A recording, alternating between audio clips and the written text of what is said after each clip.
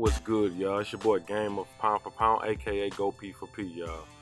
So let's get straight into it. This is my breakdown and prediction for the Errol Spence versus Mikey Garcia fight this weekend, which I will be attending. I'm excited to say. Okay, so first off, let's get into the breakdown as far as what I expect to see and what I expect to see both fighters exploit on each other, or try to operate as far as the tactics that they're going to employ on each other. So first off, we're going to go with Mikey Garcia, since he is the man that's challenging and moving up and taking the biggest risk and challenging this. So with Mikey, basically what I expect to see is I expect Mikey to come out in the early rounds. He's going to, of course, use that active guard, which I praise him for. So I think that he's gonna use that. He's gonna try to figure out some way, some measurement of timing on Errol. He's gonna pump that jab. He's gonna try to see if he can possibly slip Errol's jab, which I expect Errol to pump out early, which I'll get to in a moment. I think he's gonna try to get the timing down for it. He's gonna try to see if he can see a crack early in which he can exploit right away. And the reason for being, he's gonna try to get that out the way early. He's gonna have to try to lay some kind of foundation as far as to build off of, to keep Errol off of him in the later rounds. So if he can establish something early which can deter Errol from coming on strong later, that could spell well for him and give him the better chance with the overall rounds as far as it going 12, which is a possibility. All due respect to Mikey. And what I see him doing off of that jab, of course he's gonna have to throw some hooks in there. I honestly think Mikey plans to work the body a lot more exclusively than a lot of people are predicting. I think that's gonna be his best way to operate and work on the inside, and that's gonna be he may give him some success in pushing Errol back, because nobody just wants to eat body shots. I don't care who you are. Nobody comes to a fight to eat body shots. So if he's to use that, the body technique that we've been seeing him work on during the training camp on Early Setback and Fight Hype, etc., I expect him to use that, and afterwards I expect him to slip out of the pocket, and on the outside from the mid range to the long distance, I expect him to pop shot Errol, him, and I expect him to be explosive with it, not just anything to tag Errol just to score points. I expect him to be trying to almost knock Errol's head off, but not wild and lunging or out of control. I expect it to be some hard precision punching is what I expect, some very clean punches. If he's able to tag Errol with these punches, man, this is going to be a war. This is going to be a classic fight if he's able to get that off. But that is what I expect from Mikey. Nothing out of the ordinary. I expect Mikey to be Mikey, but I expect a more explosive tactical version of Mikey early on. So what I'm seeing is him working his way from long distance, from the mid range to long distance there. The toe-to-toe area is gonna be key, y'all. Pay attention when they're standing toe-to-toe. Don't expect Mikey to do a lot of running and moving early, man. At least I don't expect that to be the case. He wants to get a measure. You don't want to give Errol Spence a full head of steam walking you down early in the round. It's not gonna work out for you. That's not a good game plan. He's gonna stand toe to toe for a second. He's gonna figure out he's gonna time how Errol's gonna try to come in at him, so he can figure out an effective counter or an effective evasive move where he can keep Errol off balance. So that's what I expect from Mikey on the tactician side of defense and transition into offense. I do expect some unexpected body work for Mikey to employ on Errol, and I expect him to slip out of the pocket, try to spin Errol, and I expect him to be ready to pot shot, shoot that right hand down the middle, 1-2s, and the leaping left hook to the body and to the head in this particular bout. Okay, now let's get to what I see Errol doing. I expect Errol to actually come out and box Mikey Garcia. I know a lot of people are saying, man, Errol just needs to walk him down early and blah blah this, blah blah that. I think Errol understands in this particular fight, and it's risky.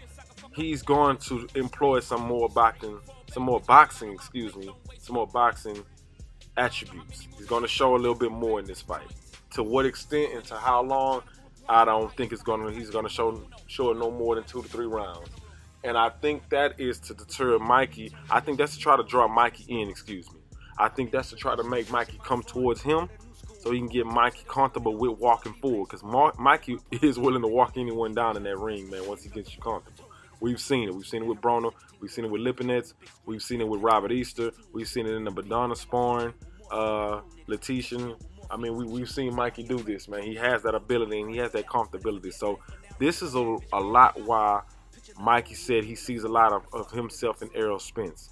And basically what he was saying, not to get too far off air, I'm going to get back to him in a second, but this is what he was talking about when he said he sees a lot of himself in Errol Spence, the tendencies to walk a person down, how they effectively cut the ring off, and it's that mid-range fighting, not close quarters as far as the pocket collapsing, but that mid-range arm distance length of fighting style.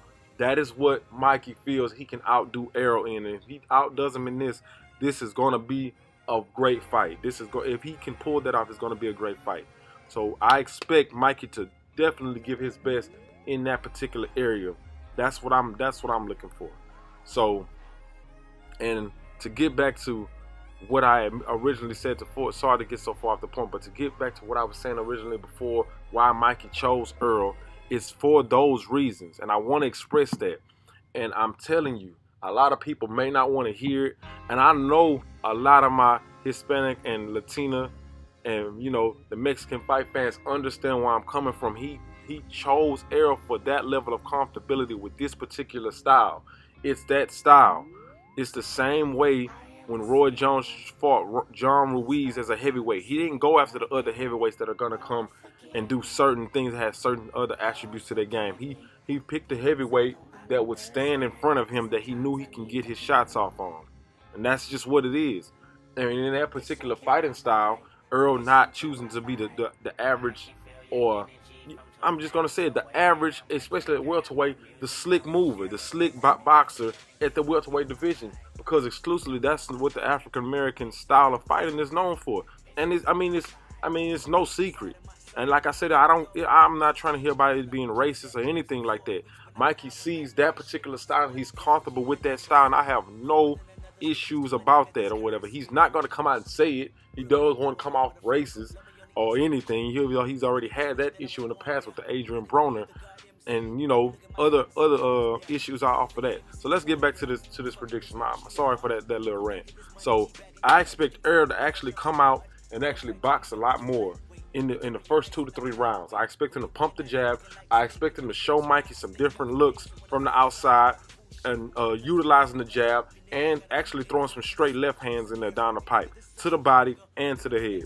I expect him to actually use his right hook, a leading left hook, and try to, you know, throw Mikey's timing off as far as trying to time his jab. Because I'm pretty sure Errol's aware that Mikey's going to be trying to time that jab and counter him off of that. So with that being said, I think once Errol can comfortably, or if he can comfortably box with Mikey and show and get Mikey to come towards him, discourage Mikey from standing on the outside and staying at that mid-range to long distance, if he can get Mikey to come towards him, he's gonna then turn the tables. He's gonna try to turn the tables, get a lot more physical with Mikey. He's gonna get a lot more physical. That's when he's gonna work the body. He's not just gonna bull rush Mikey. At least I don't expect it. Him to bull rush Mikey, try to pin him up against the ropes and walk him down and just throw a barrage of body shots and head shots. I don't think at this level that's how you win a fight like this. I think at this particular level, he's going to tactically break Mikey down. He's going to actually use a little bit more fighting from the long distance area of this fight. He's going to work that jab to the body, to the head, and he's going to actually employ maybe a few more feints, maybe a few more subtle footwork or something. But it's going to be some different wrinkles that these guys, and different layers to the game that these guys are going to both employ. But as far as how do I see this fight ending, I just gotta be real, man. I gotta be real. I've been debating back and forth with this. Both of these are my guys, man. Both of these are my guys, and people probably don't want to acknowledge that or recognize that. But these two are my guys, man. I honestly, out of admiration for both of these fighters, I didn't want to see this fight, to be honest. But I support both of them. That's exactly why I'm going to this fight. That's why I chose to go to this fight, and I see it being a very, very close fight in the first 6 rounds. I think by the time the 7th round comes, I think it starts to unravel for Mikey Garcia. I do. I think it starts to unravel, not because of his lack of skill, not because he's not necessarily because he's not ready for Errol, so to speak. But I think at this particular level and this particular weight and the pressure and the motor that Errol Spence has, the pressure that he's going to continuously put on him is going to cause Mikey some trouble. Sorry about that. I had to answer that call. Yeah, so like I was saying, yeah, I think just that this particular jumping weight and this particular competition level and the style of fighter that he's fighting, it's not necessarily has anything to do with Errol's weight necessarily. It has to do everything with Errol's work rate and his motor. I think Errol's going to keep him at the end of that jab, keep Mikey having to work his way in. I think that Errol's also at the mid-range. He's just going to do whatever he has to do to outwork Mikey in the mid-range to the close quarters. And I think that's what's going to be the deciding thing. It's just going to be the work rate. I think that's what puts Errol over the top with almost every welterweight, to be honest with you. It's his willingness to throw punches in close quarters from mid-range and outside. It's just going to be that constant work rate and barrage of punches. As far as tactical wise and breaking down his opponent, I think that's what's going to be the deciding factor in this one. But I do have it, to be honest, man. If there is a stoppage, I kind of want to lean towards a 12 rounder. But I think 7 to 8 round, man, we may be looking at a stoppage here. And like I said, that's no knock to Mikey Garcia at all. I have the utmost respect and admiration for the guy as a fighter. But this particular bout, man, it's going to be a real tough one, man. It might even be hard for me to watch in some spots, man, because guys really don't know how much I like these two cats, man. Like, for real. Like, this is like watching Troy for me, man. You got Achilles and you have Hector, man. And you know that one of them has to go. And this is man, this is gonna be pretty tough, man. But yeah, man, that's my little breakdown and my prediction as far as what I expect to see. Yeah, man, let me know what you guys think, man. We'll see who's right and who's wrong, man, come this Saturday. But that is my prediction video. Please like, subscribe, share the video, man. Thanks for watching.